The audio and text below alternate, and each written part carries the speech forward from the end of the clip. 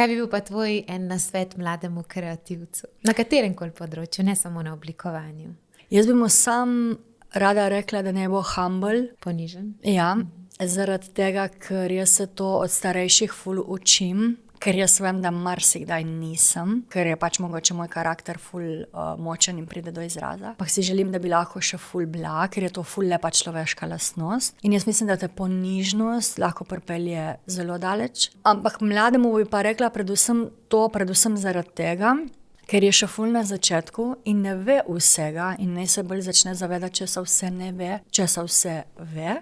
In drugi nasvet bi bil, naj si kupi en Moleskine, eno beležko in naj se začne stvari gor zapisovati in ne vse imeti v telefonih, v ekranih in tako naprej. Ker se bo na ta način tudi srečal sam s sabo skozi svojo pisavo in se mu bojo pač s papirjem, stikom papirja, ker druge kreativne možganske celice odprle.